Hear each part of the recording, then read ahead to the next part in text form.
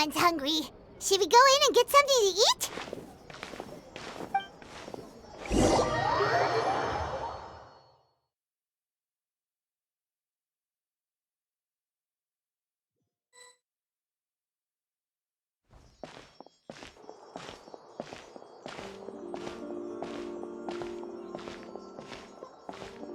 Hey, quick!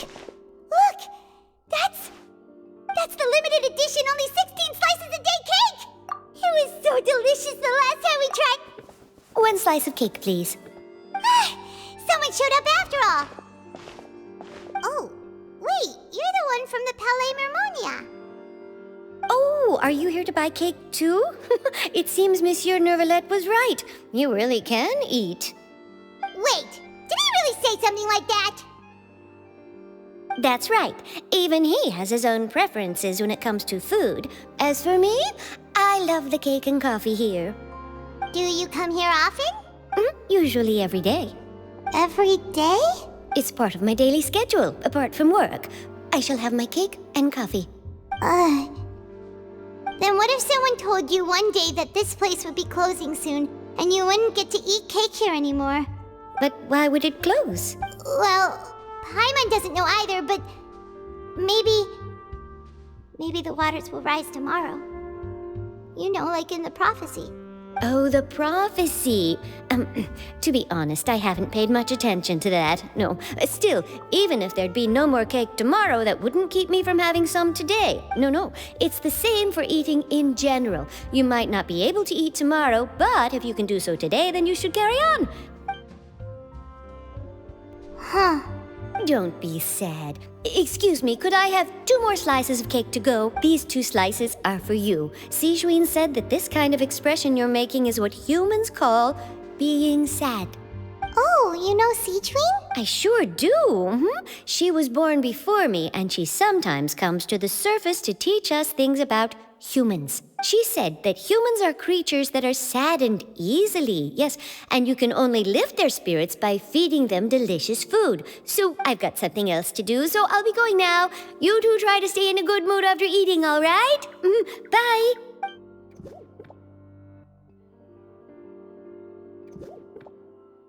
And there she goes. All right, let's dig in. Paimon's sure this cake will be delicious. It's more delicious than last time! And the flavor gets even better with a sip of tea. Sure would be nice if we could always eat delicious food here.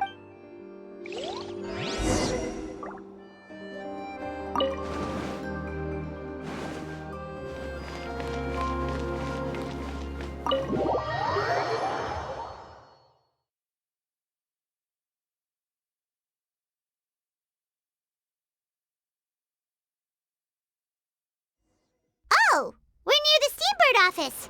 Let's go look for Charlotte and have a chat.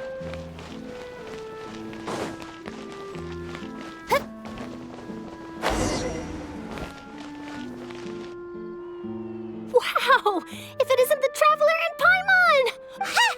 You've got some nerve! You just... Oh, you needn't worry about that. I heard that you were in Poisson some time back, so I sent you a letter to discuss just that. It's all right, though. I've set aside the amount intended for you. Really? You're almost a little too easy to win over, Paimon. If I were a journalist with ulterior motives, you'd be in trouble now, you know. Oh, Paimon knows you're not like that. Still, what brings you here all of a sudden?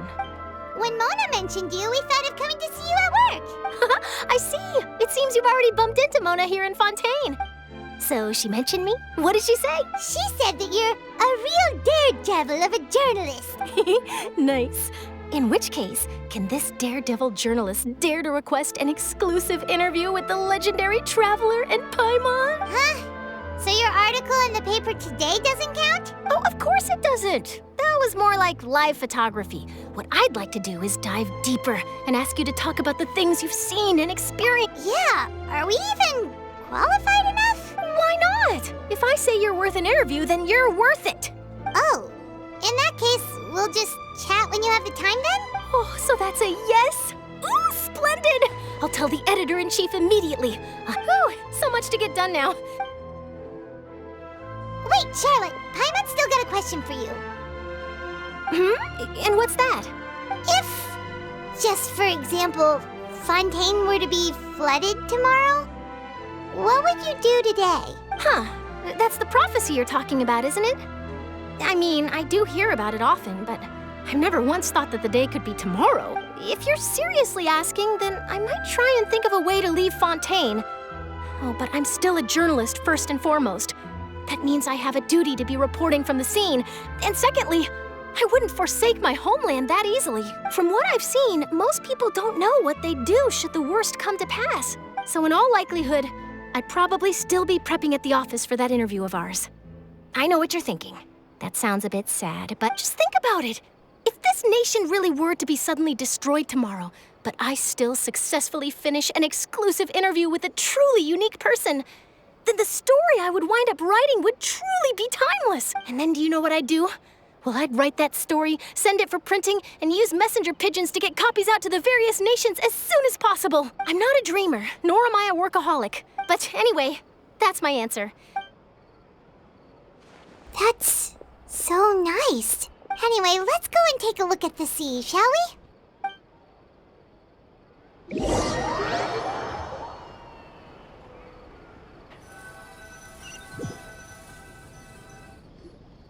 The sea breeze and scenery can be a pretty soothing combo, huh?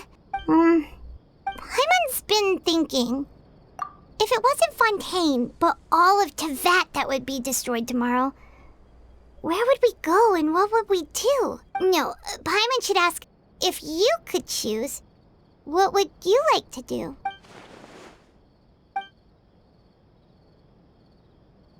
We've always been moving to the next destination, so we haven't spent much time thinking about these kinds of things.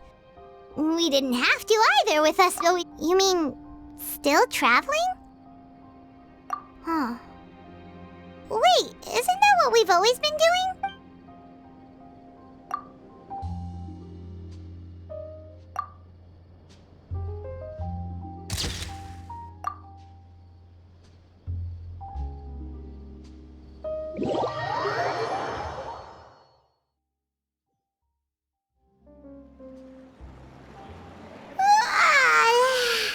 Feels like you'll grow mold if you... But it's still better than the fortune...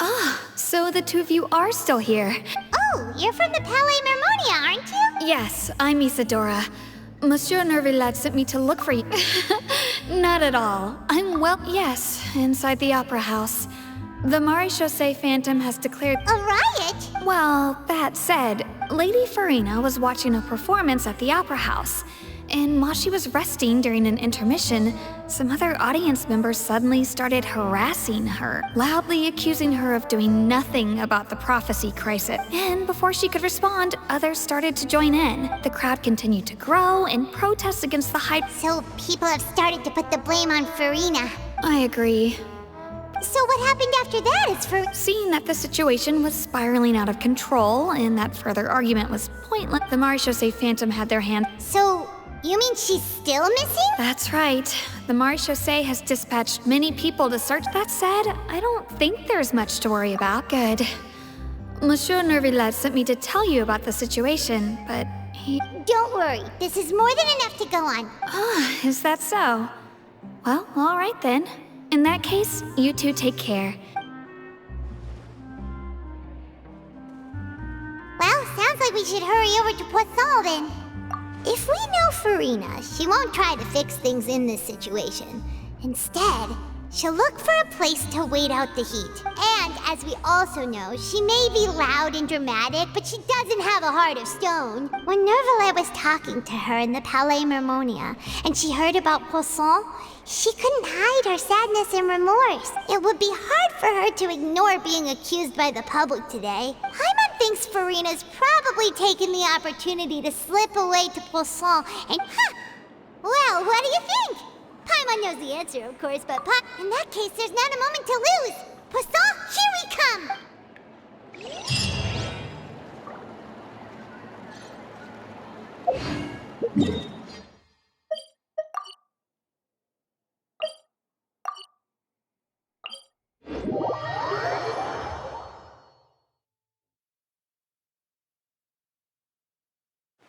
This place looks deserted. guess all the survivors must have evacuated already. All that's left here are signs of devastation. Could Farina really be here? Let's try to find her as soon as possible.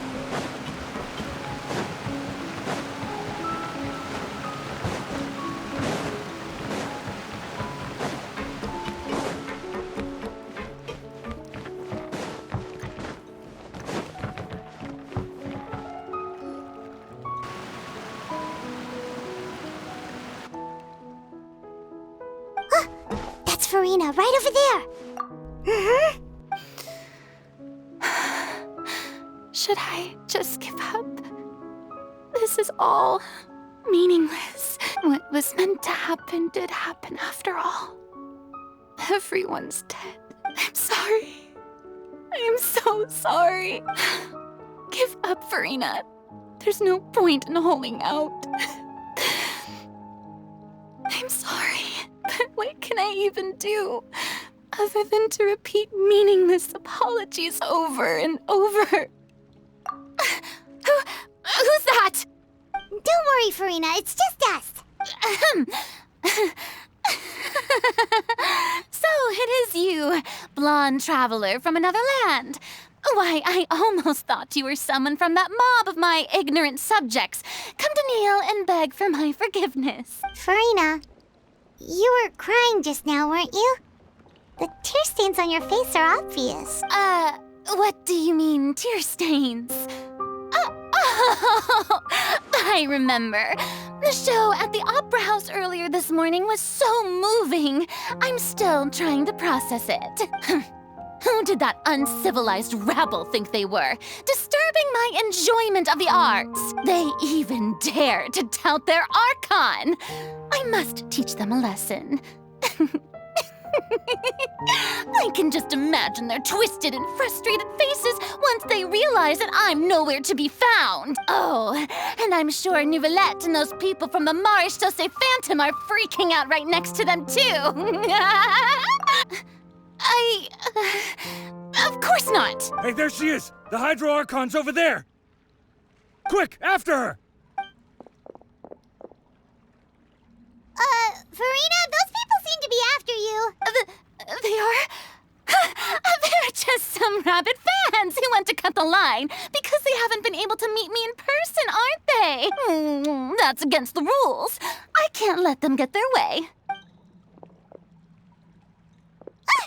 Farina just ran off! Quick, we have to catch up with her!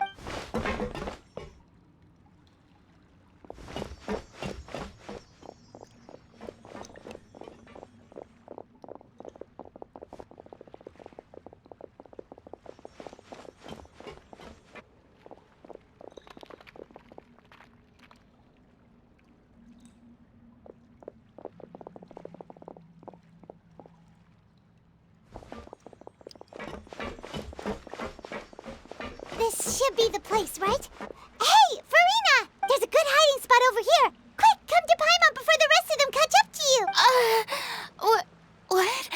What is this place? Hurry, they're almost here! Fine. I suppose haste is warranted. Lead the way.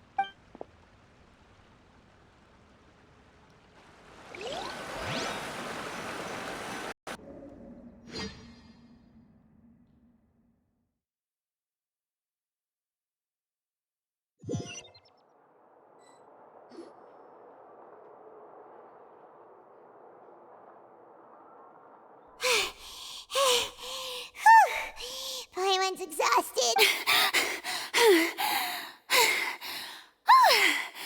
I'm so tired. I totally thought they had caught me. No, I mean, I merely gave in to the sheer enthusiasm they displayed. You're right. Yep, that's a good girl. What's happening? The ground's shaking.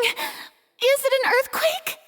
Yeah, a quake of this kind preceded the flooding in Poisson, didn't it? It can't be. It's happening again. Well, there's no need to worry too much about that. Nouvellette's made some emergency plans, so the evacuation should go a lot smoother this time. Yeah, I hope you're right. But the people of Poisson, They've already...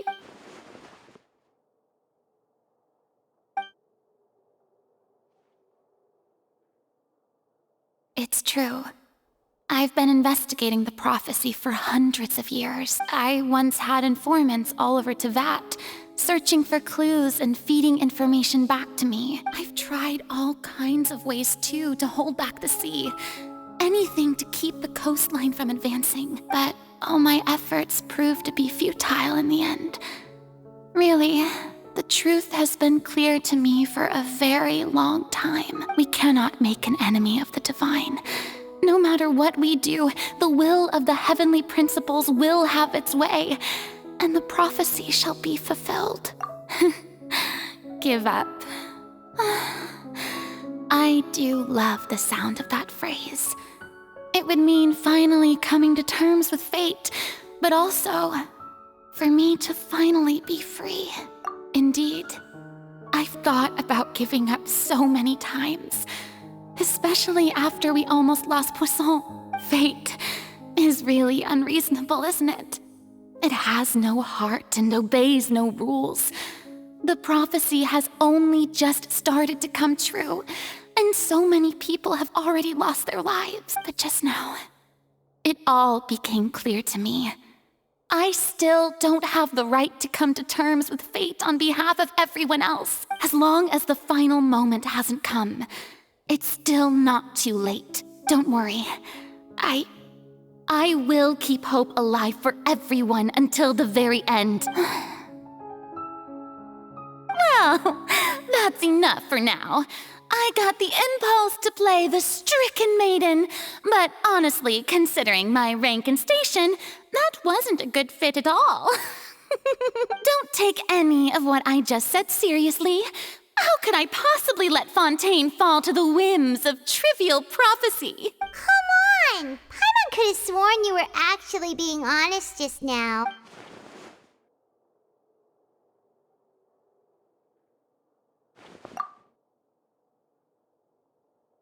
Share my burden. That's impossible. It was fated right from the start that this would be my duty alone. A witness. Yes, I've heard that you came to Teyvat from beyond the stars, yes. In other words, you never belonged here. And if Teyvat is, in its entirety, a show on a stage, then you're just a spectator, aren't you? If that's the case...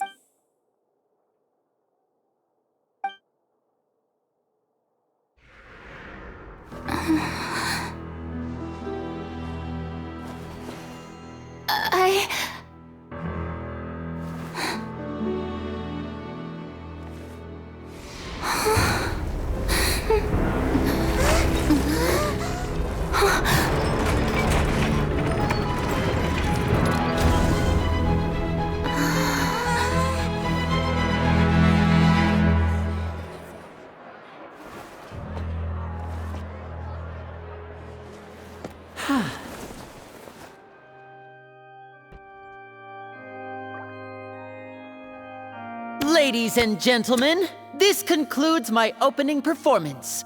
Now, without further ado, we may proceed to the trial of our god. So this is what it is. Yes, you deserve praise for the effort you took to raise the dramatic stakes. Do not forget, however, that I am Focalor, the god of justice, the embodiment of justice itself. Does it not strike you as even the least bit absurd to bring the very concept of justice to trial? May I interpret these words as your refusal to stand trial? In that case, you will have the opportunity to defend your honor through a duel. You would draw your blade against a god? I see. It seems like you have made up your mind.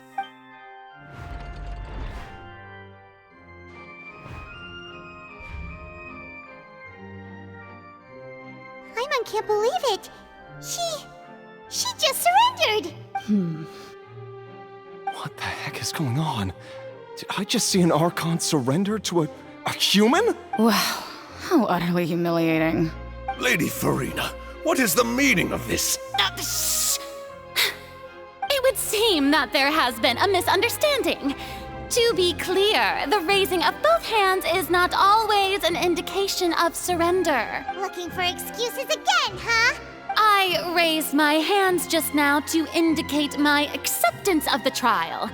No duel shall be necessary. I will admit that I've been running away for a long time. I'm sorry, everyone. I was unable to protect the people of Poisson. It is my duty to stand trial for my crimes. You are not the only ones to be disappointed in me. I, too, am exceedingly disappointed in myself. But now, it is time for the Hydro Archon to show you her courage and resolve. I, Farina, will use this trial to show the world the true meaning of justice. This time, I will protect you. Applaud and rejoice. One of the most outrageous and fantastical arcs known to the opera epiclese is now unfolding before your eyes. Mark my words. This shall be one of the most exhilarating and brilliant shows ever to grace the stage of Fontaine. The trial of the Hydro Archon, Focalor, will now begin! Woohoo! Oh, now we're making history. Why does it feel like Farina just took over the whole thing? Like, come on! Didn't she just get forced to stand trial for her crimes? Also, even though she's still acting super dramatic, she is taking this seriously this time, right? All right, then. Who will be my opponent in this trial? The court asks the prosecutor to please take the stand. Is that so? Very well. Then please speak, witness of Tivat, my accuser and fated opponent.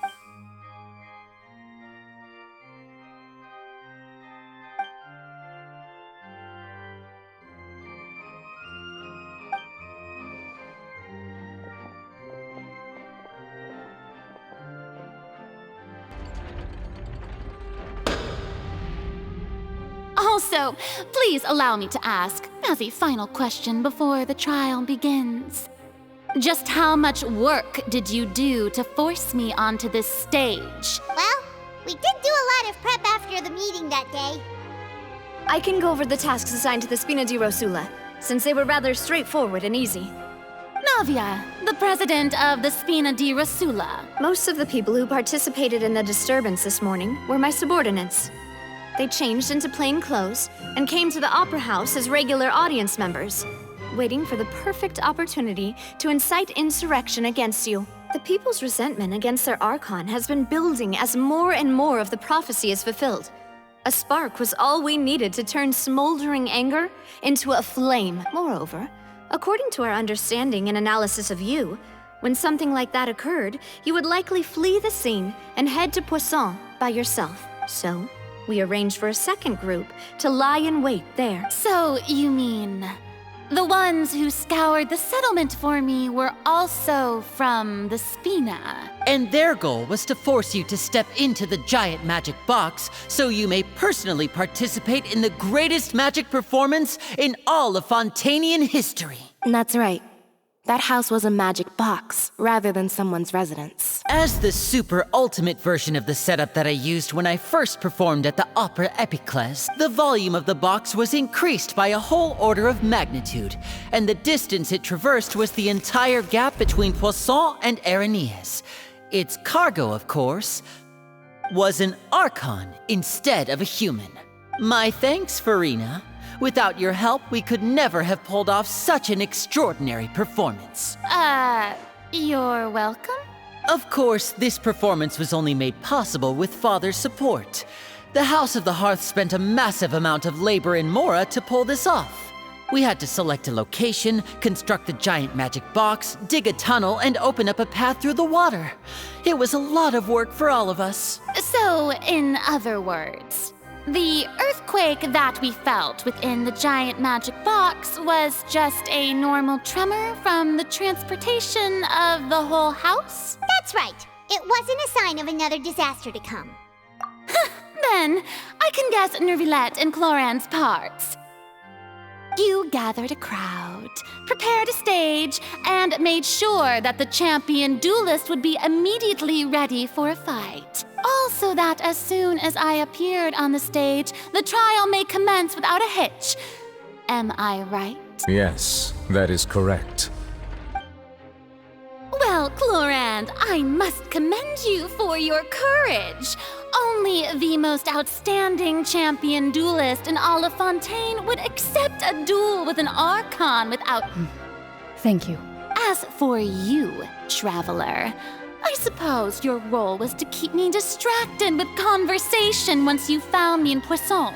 You'd make sure that I didn't notice anything amiss before revealing yourself as my prosecutor once we'd arrived onto the stage. Oh?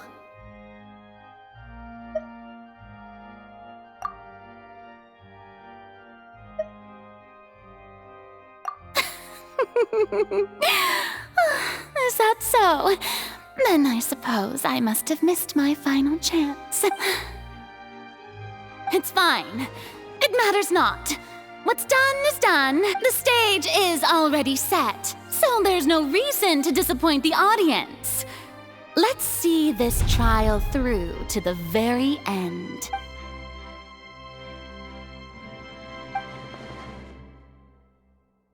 Madam Prosecutor, please allow me to pass this along. This is a document that Miss Charlotte applied for and received permission to share with you during the trial. Huh? Charlotte wanted to give us something? Oh, so she's here too! Hey, Charlotte!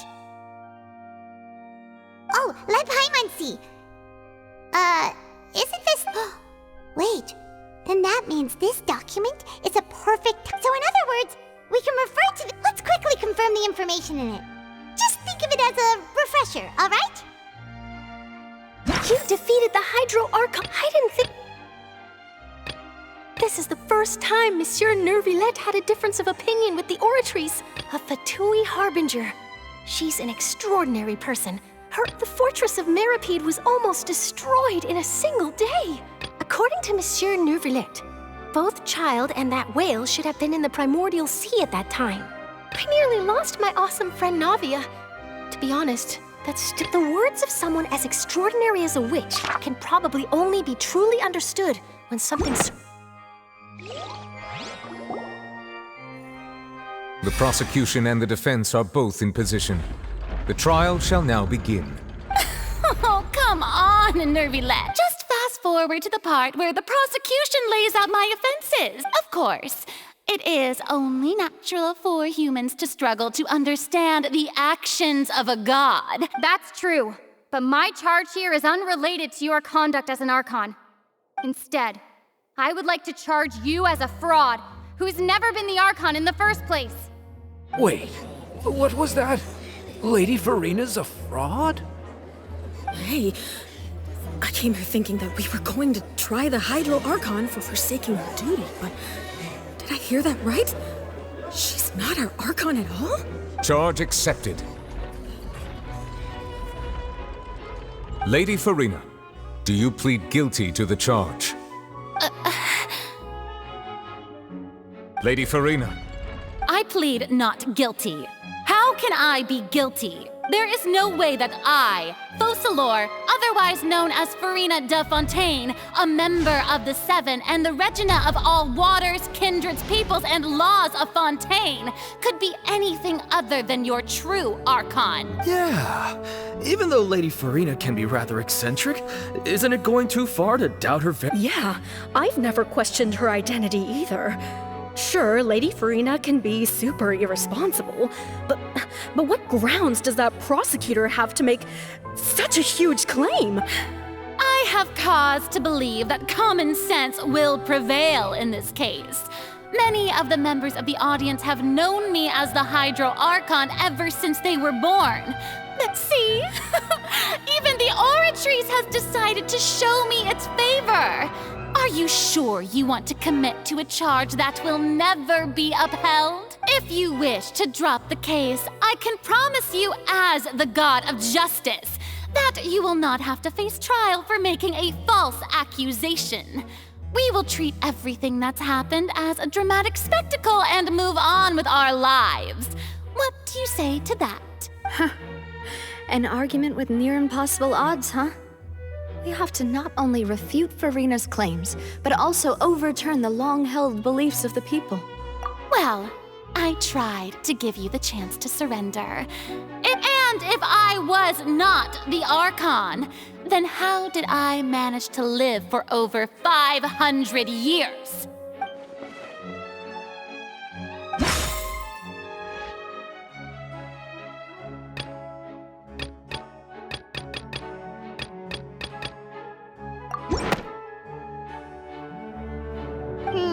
That doesn't sound right. Paimon doesn't...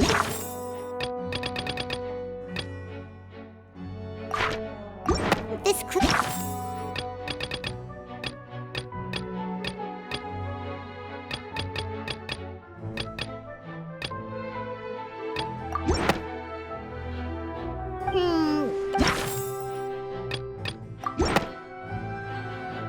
First of all, you may be a member of another long-lived race, which would allow you to naturally possess an extended lifespan. And second of all, even if that wasn't the case, there could be other ways to extend your life. Who gave you that idea? Was it the knave? You'd sink so low as to use a harbinger's words against me. A curse? I once thought it possible that the aura of an Archon might naturally resemble a type of curse. But in light of this claim, perhaps what I sensed was not your divinity, but a curse after all. You sensed it too, huh, Nervalet? Lady Farina is actually a human? Well, it is true that it's extremely difficult to tell humans and gods apart just by looking at them.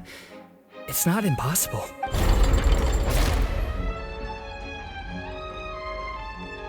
Well, don't start celebrating too early now. Even if I have been carrying a curse like you said, how does that prove that I am merely a human being? Besides, everyone knows that the main difference between a human and a god is the possession of authority. Gods can do what humans cannot.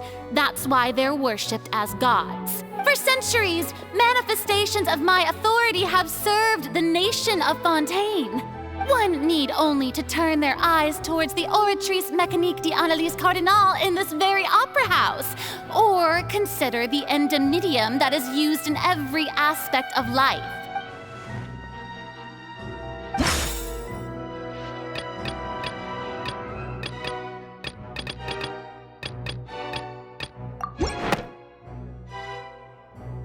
You tried to reference the Oratrice.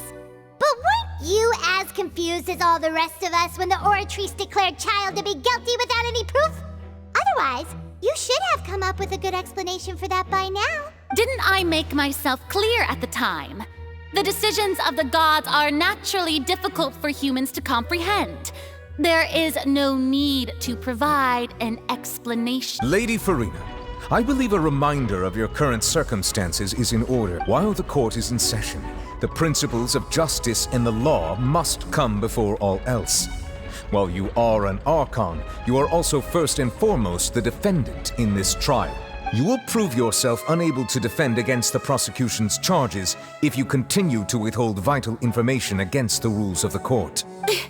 I never thought you'd use that kind of rhetoric against me. That was no trick of rhetoric, Lady Farina. I've merely reiterated the rules of the court. Rules that all should respect and follow. So, you neither knew why Child was declared guilty, nor did you understand the structure and operations of the Oratrice. Instead of having been created by you, the manifestations of authority you mentioned have been made by the real Hydro Archon, haven't they? The real Hydro Archon? Well, now you're really losing me. It is true that I did not know why the Oratrice gave out a guilty verdict that day. But the Oratrice handed out that verdict unilaterally. and it has been operating independently ever since it was first created. You can't argue that just because a divine creation is flawed, that the god behind it must also be no god at all. She's still throwing out all kinds of excuses. Seems like she's confident that we won't be able— My power as an Archon. There are many ordinary citizens in the audience. How can I just carelessly demonstrate the formidable power of an Archon? If that poses a concern, I'm prepared to extend my protection to the audience. You don't need to go that far. Aren't you the Hydro Archon? Or is it that you can't even wield the power of Hydro, much less the authority of a god? Indemnitium! Yes! It's all because of Indemnitium! All Archons derive their power from the faith of the people, and I've converted the people's faith in justice into Indemnitium. Thus did I give up all of my divine power to provide everyone with energy for their daily lives. Have you ever seen a more magnanimous god? Isn't that a huge stretch? Yeah, no matter how generous an Archon can be, how could they give up all their power? Can a god with no power even still be called a... It seems like nobody's buying Furina's excuse. Hey, come now, everyone. Please don't stare at me as if I was a liar. I'm still the same Furina you knew, right? The one that you loved. Shouldn't you want to believe in me? Please? You've got to believe me. If what the prosecutor said is true, she really has committed a grave offense. Did she deceive all of us? And all of our parents and grandparents too? And then all of our ancestors? Ever since they were born? Enough. That's enough. Tell me then, if I'm not the real Hydro Archon, then who is? If you have no evidence of another Hydro Archon's existence, nor can you find anyone who can back up their claim to be such, then what grounds have you to say that I'm not actually the real deal? Wow, she came up with yet another argument. How...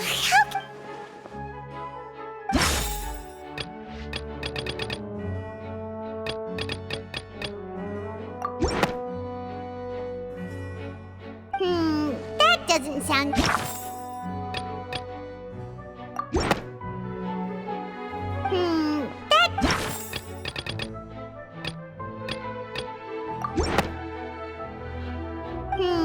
that doesn't...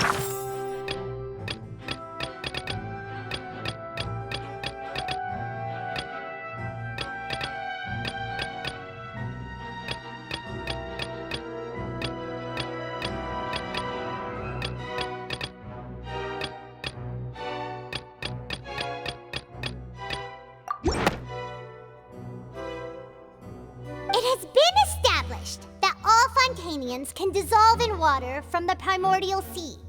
And that means... Since you insist on claiming to be a god and not a human, then there's a method that you can use right here and now to eliminate all suspicions of you being the latter. Miss Navia, please apply to serve as a temporary attorney for the prosecution before addressing the court. Though you act in partnership with the prosecutor, you must still adhere to proper procedure. Super sorry, Monsieur Chief Justice. I swear this really will be the last time that I'll speak out of turn. Now, I've brought some seawater from Poisson.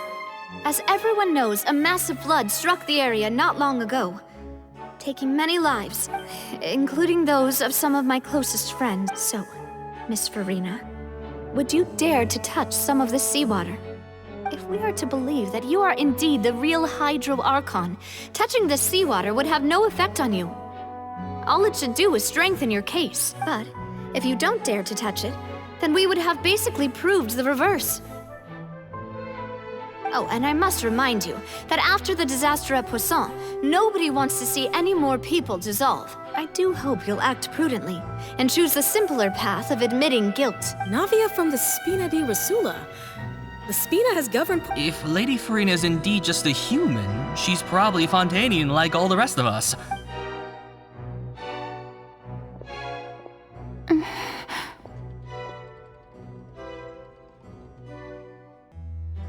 Lady Farina, this test has been unilaterally proposed by the prosecution. As it falls outside the realm of standard court proceedings, you possess the right to decline participation. Well, of course he had to tell her that. But refusing to participate is basically the same as a confession of guilt. She's just staring at the water without saying a single word. What's going on? Is she really planning to... that's not what we thought she would... Due to the inherent risk of the test, Lady Farina, you may... Hey!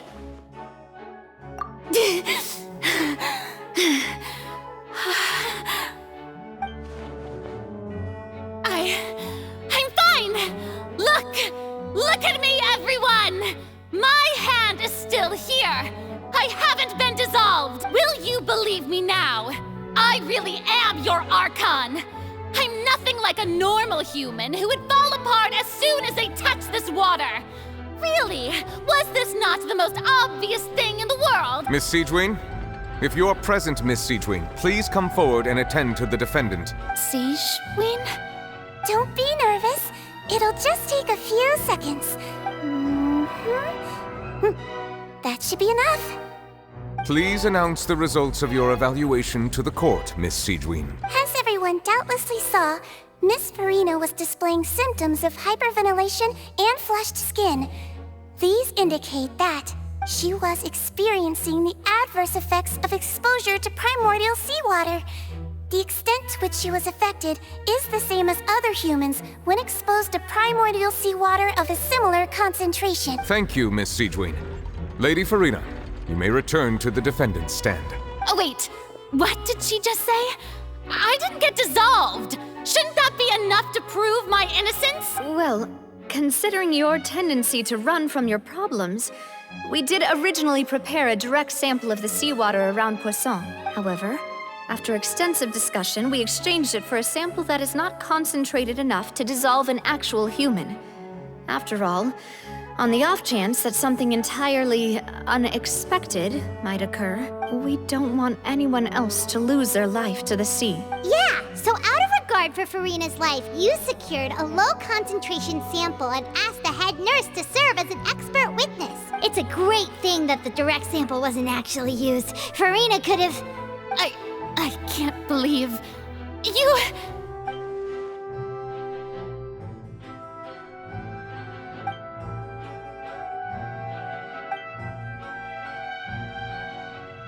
Listen to me, everyone! Please don't give me such cold and disdainful looks!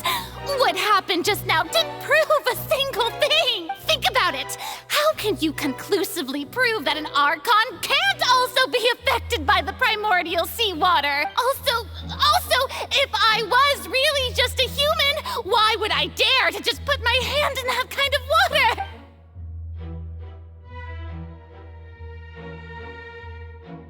Please, anyone, just listen to me! I swear, I really am your Archon!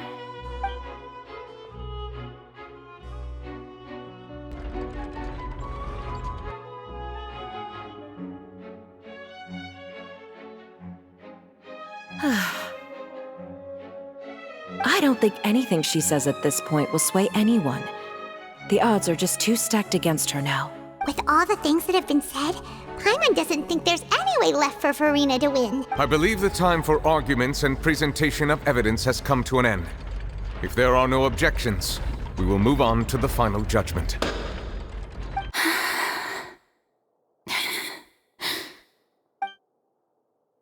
I don't think anything she says at this point will sway anyone. She's too stacked against her now.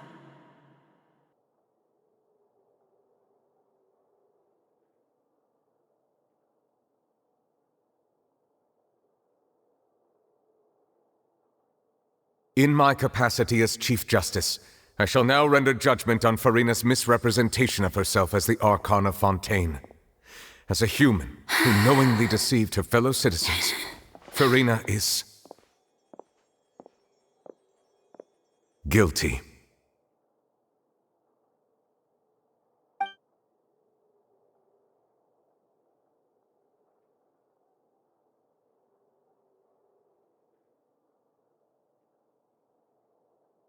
We shall now turn to the Oratrice Mécanique d'Analyse Cardinale to render the final verdict on the charges.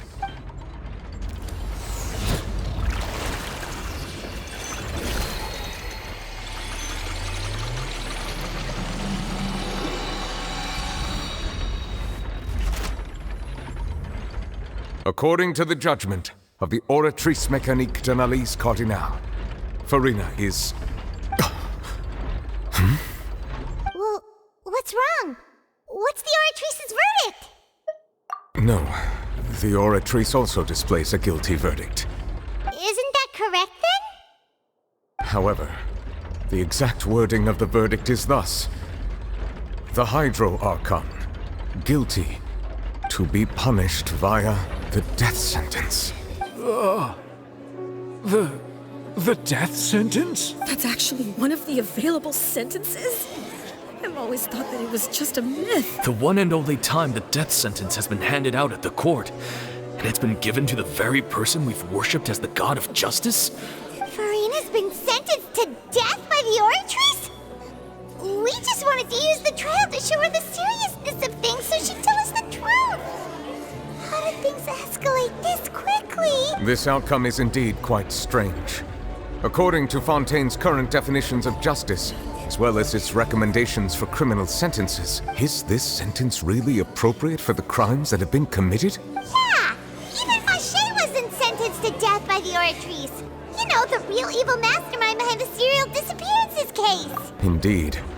Not only is Farina's sentence overly excessive, the very point of our trial today was also to prove that Farina has never been the Hydro Archon in the first place. But now, the Oratrice seems to have deliberately invoked the title of the Hydro Archon. What does this mean?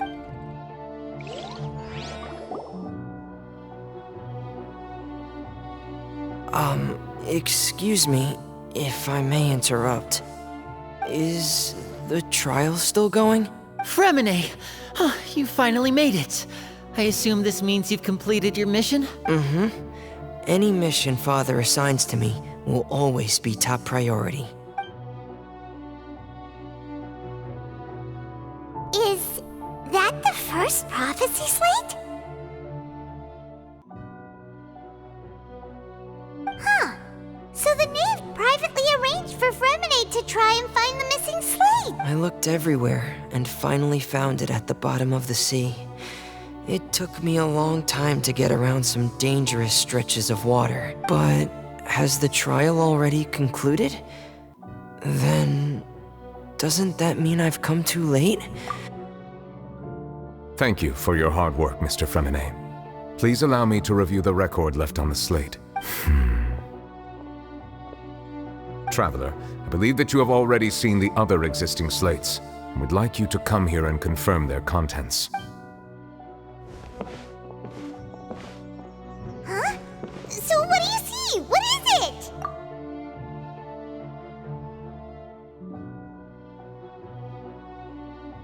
I believe I've now made sense of the Hydro Archon's crime. It has to do with Fontaine's lost history. Huh? Isn't the Hydro Archon just guilty of deceiving her people?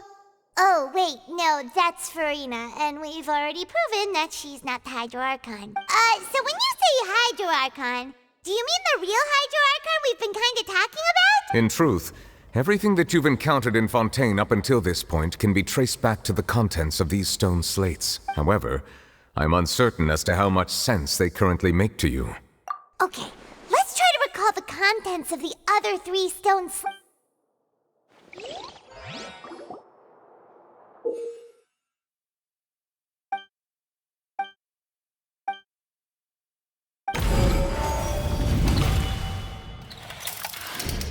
The first stone slate describes what you just said.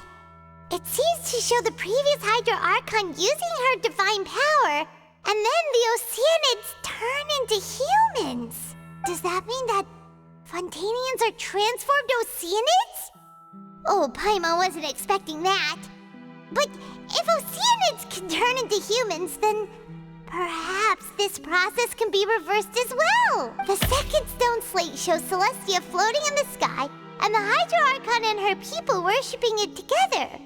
This must be the point when the Hydro Archon and the Fontanians were branded with their original sin. Does this mean that the original sin and the Hydro Archon sin are the same thing? The third slate shows the Hydro Archon sinking into the sea surrounded by many people. That reminds Paimon, didn't we also watch that happen to someone else?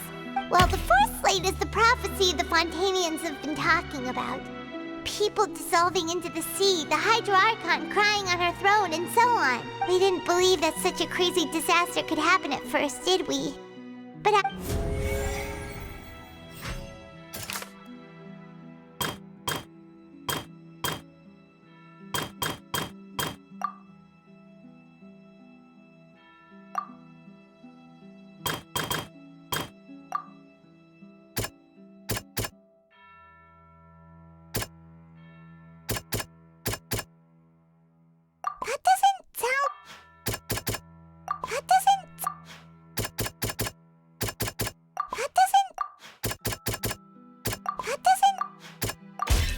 We know from the case of the serial disappearances of young women that Fontanians can be dissolved in primordial seawater. And the first stone slate tells us that long ago, the Hydro Archon used her power to turn Oceanids into humans. This might be the reason that Fontanians can dissolve.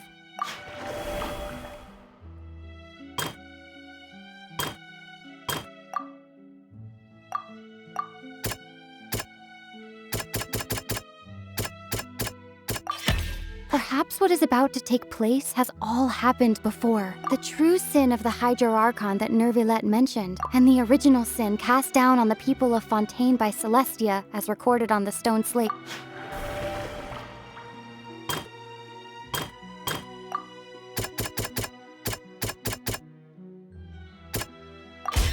It's not as simple as falling into the sea. When the stone slates show the people gathered around the Hydro Archon in the sea, could that be alluding to the same thing?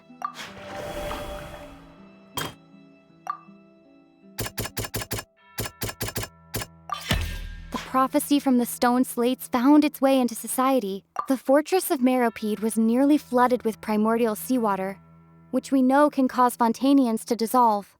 If we hadn't dealt with it in time, things could have gone very badly.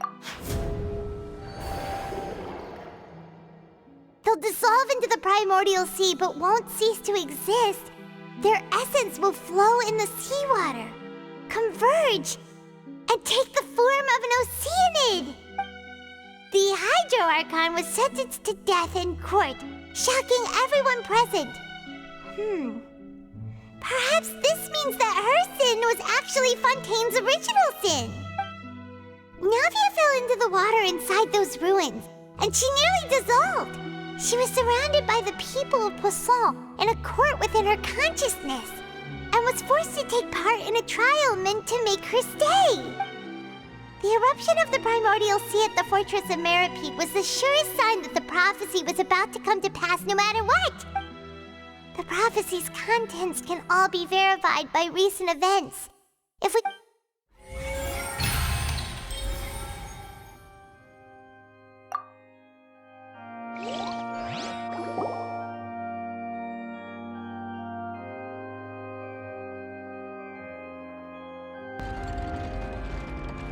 Huh? Oh, Paimon gets it now! But then it feels like we're going to have to share some truly shocking revelations. Let's hear them. Incredible.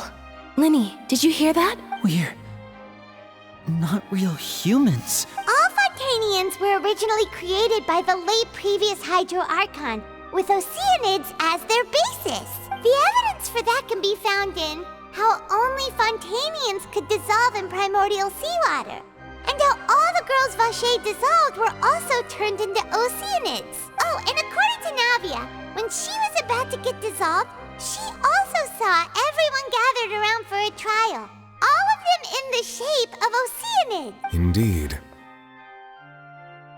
Yeah, and it follows from the content of the first slate that she probably angered Celestia by creating humans without prior permission. That could also explain why the Oratrice judged the Hydro Archon to be guilty. It's to account for that ancient sin. The Hydro Archon's true sin was creating us? And yet, after many hundreds of years, the Hydro Archon's creations have turned around to try to judge the Archon within the Opera Epiclese.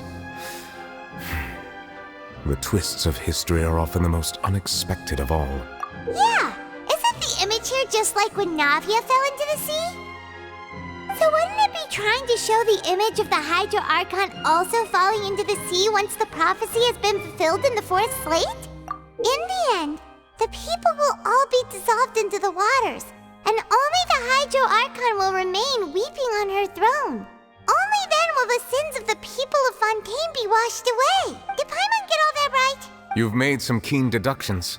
I must say, given how much you still don't know, it is impressive that you've already managed to connect so many pieces of the truth. However, while you were able to decode all the information on the slates, they've also been etched with an additional layer of hidden information using a different power source. When we were at the ruins, I tried to decipher the hidden information recorded in the slates. But since we only had 3 slates at the time, I was unable to come to a full conclusion. Now that the slate collection is complete, I shall make another attempt to decipher the narrative recorded within.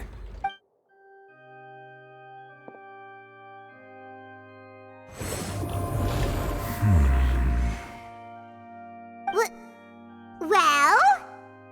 Did you— I believe I should share this truth not only with you, but with all the people of Fontaine as well. I will try to briefly summarize it for you. Your hypotheses regarding the origin of Fontainians and the sin of the Hydro Archon were both correct. In the Fontaine of old, the previous Hydro Archon sensed the yearning of her Oceanid familiars for life on land.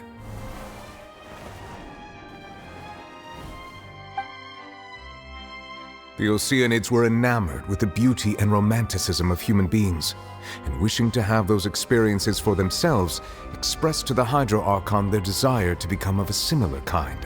However, even though water as an element is intricately linked with the power of life, the Hydro Archon, as one of the 7, did not possess the authority to create a new form of human life. Not one to give in, she eventually found a way to create permanent humanoid bodies for her familiars by appropriating the power of this planet's primordial sea. She poured primordial seawater into the Oceanids' blood vessels, creating humanoid mimics in the process. But if Fontainians were to ever come into direct contact with water from the primordial sea, the power within their bodies would escape these artificial restraints and return to the sea. As a result, their forms would collapse, and they would be reverted to their original forms as Oceanids. Of course, the Hydro Archon never received permission from the heavenly principles to create a new human race, and thus, the Hydro Archon and all of her creations came to shoulder the original sin of appropriating the power of the primordial sea. That is the true history of how the people of Fontaine first came into being. So we were all Oceanids before we turned into human beings? That's way too much information for me. I think I'm just going to pretend that I never heard a single thing. Wait, but if that's the truth, we can't let the Hydro Archon be sentenced to death. After all, her only sin was creating us. This really might be too much information for your regular Fontainian, but it does answer a lot of our questions. Alas, your hypothesis regarding the 3rd and 4th stone slates was inaccurate. The slates' respective positions are, in fact, correct.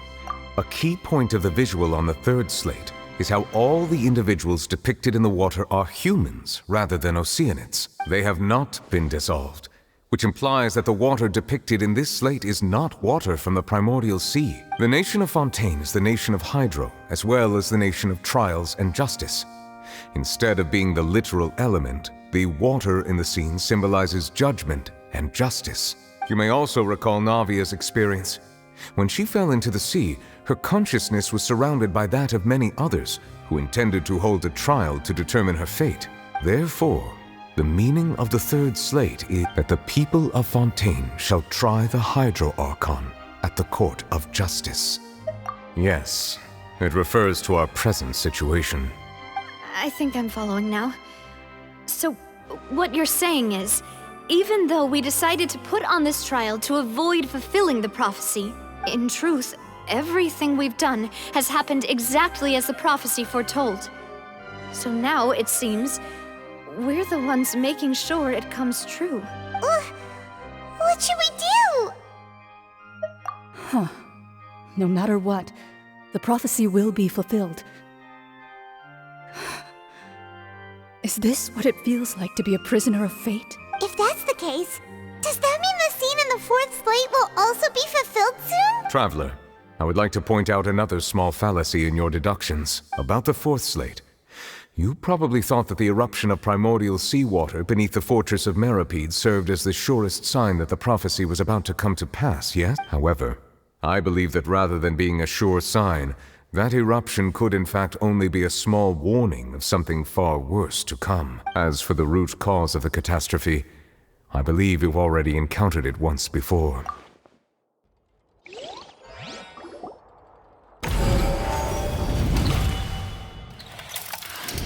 This eruption was just a small warning of the things to come. We must find the root cause of the disaster.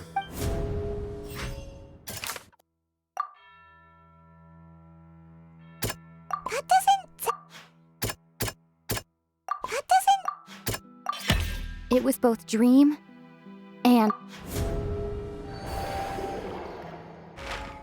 If we're talking about a true culprit, that could only be that thing inside the primordial sea, right? the truth, the original sin, the trial, and the root cause of the disaster.